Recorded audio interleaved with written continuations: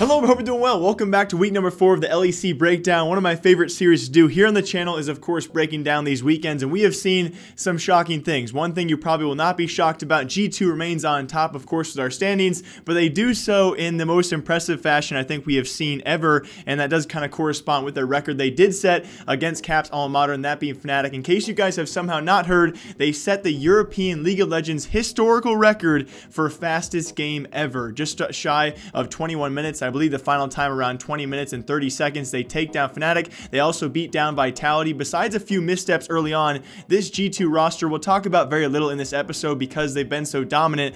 They have a few MVP awards. If you guys are new to this series, we cover 5 awards during this video. MVPs of the week, Team of the week, Plays of the week, Underwhelming Team, and Player of the week are the awards. And you guys can leave your comments down below for who you think should have won one, and we'll talk about that in a bit. But G2 continues domination. Alongside that, some other teams out there seeing some ups and downs. The ups for Origen actually going 2-0 this weekend. They have some very dominant games we'll talk about very shortly. And Misfits, their downfall continues, guys, winning just, of course, 0 games this past weekend, 0-2 for the weekend. 1 of their last 4 and 2 of their last 6, definitely solidifying themselves as a middle of the pack team, if not farther down, if they continue on this run. But as always, guys, let's break it down. Hop into our first award, the MVPs of the week. And too many people out there give this to Caps. I'm giving it to my man Yankos, guys, because he had what many players out there have not had this entire split, a clean weekend. 0 deaths, a 6-0 Olaf, a clean 4-0 Karthus as well. I do believe the final stats for him. And again, like I said previously, it's kind of hard to give MVPs to individual players on this G2 roster because they haven't played games long enough. They haven't been challenged long enough to actually choose, who is statistically the best or strategically the best as well on top of that. But I will give it to Yankos, a very clean weekend out of him.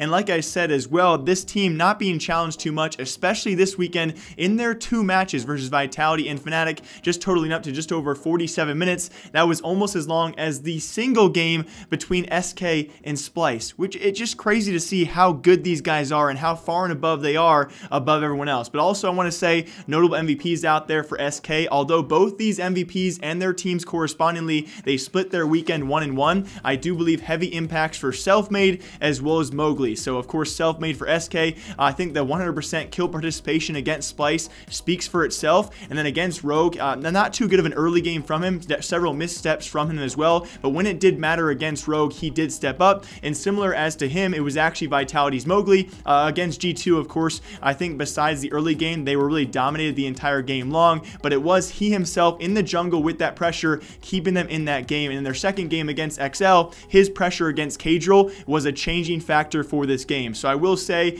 Yankos, Caps, a lot of G2 members for your #1 spots. I think Selfmade, though, certainly still the carry of this SK Gaming roster. And on top of that, Mowgli this weekend really impressed me with his jungle pressure. Although Vitality and SK both split their series, those are notable mentions for MVP. But on top of that, let's speak of them though, corresponding with our MVPs, our top teams of the week. And yeah, all of you guys are going to choose G2. I try in this show to avoid the most obvious picks, right? Like a team like Liquid and LCS, they're really dominant right now. I want teams who are challenged. It's almost too easy to talk about a team like G2. So yes, teams like G2 would have most of your MVPs. They'd have your team of the week title right now. But besides them, it will certainly be Origen, guys, against Rogue. Besides a few team fights out there, complete control around them. They did a great job. They pushed their bot lane, they pushed their mid lane as well, and correspondingly with that, they also pressure Prophet in the top lane for Rogue, and they just do everything, just about a very, very clean game, I would say, from Origen this weekend. And of course, their upset against Shalke was pretty shocking. I would say, in my opinion, the first time we really saw upset and Ignar lose a lane early, and the rest of the team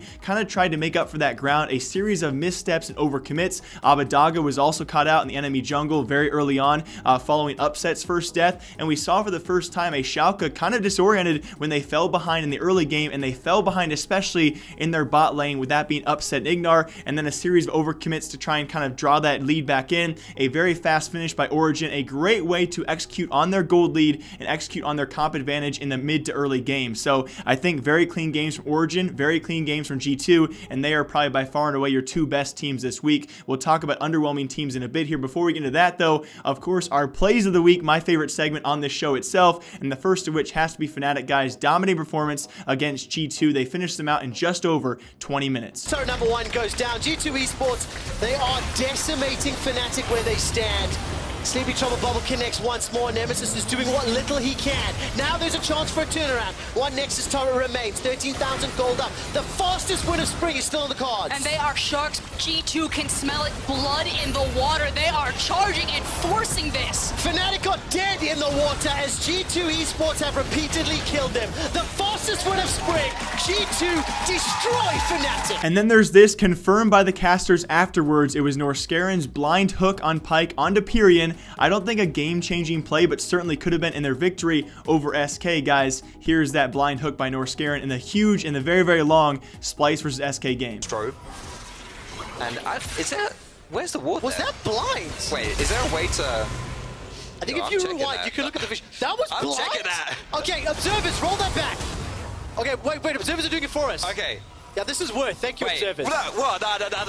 He did not just do that blind. I cannot believe that. And we'll get back to plays of the game in a little bit here when we talk about our two most underwhelming teams. Yes, one of my least favorite segments. I say that every single time I mention this. There is no hard feelings towards these teams and players I do call out here, but underwhelming this weekend has to certainly be two teams. Of course, the one that's not won their first game yet, that being Rogue. They go 0-8, and alongside them will be my choice of Misfits. I think even more so disappointing ever since that week one, which more and more looks like a lucky weekend against some mid to bottom level teams. But first of all, when talking about Rogue, there are certainly issues on this team. It's almost like we have a few players going back to their old ways. I think week 3 we saw some sparks from Rogue in their matchups where we thought down the line they definitely could be a team to pick up some wins, and I still certainly think they could, but it comes to an 0-8 time where you definitely say playoffs are very, very unlikely, if not impossible, during this week. I think week 5 is when we solidify teams at the way bottom as to pretty much being impossible playoff teams and contenders. And with this, you have to really question, will there be roster changes for this roster who has an academy team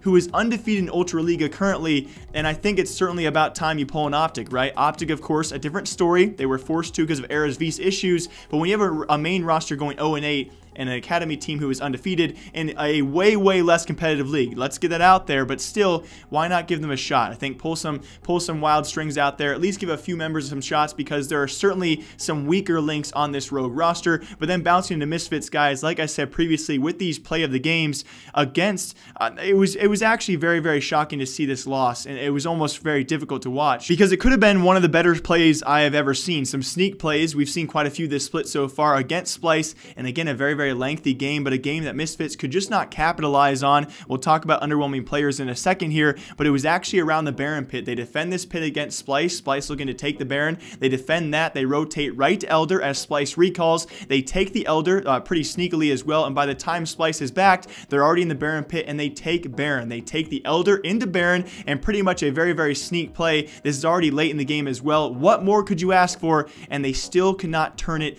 in their favor. Within minutes, it was actually in Splyce's favor all over again, and within a few minutes after that, the game was already over with Splyce taking the victory. And it was crazy to see a misstep like that. Not many teams can have those Baron buff as well as the Elder buff alongside them and actually manage to lose the game after that point. Now, yes, you can argue the late game comp was maybe not in their favor, but still a series of misplays and probably passive aggression leading to that point as well. I have to say, Rogue and Misfits certainly are underwhelming teams. Let's lead into our underwhelming players out there as well, which do correspond with this. And I feel the need to say Maxlor. Bouncing off that previous game against Splyce, it looked to be his Zac pick. Now, I will say he didn't have a terrible weekend overall. His Lee Sin early game was actually, I think, not too bad at all. But on Maxlor, certainly a questionable pick for his Zac. Definitely some missed ults there, some missteps overall, and some big questionable moments for him. And I think underwhelming overall performance in that game definitely could have cost them late game, not getting to get the ball rolling on that Zac. But besides that, when you go back to Rogue, underwhelming players, He-Q and Wadid doing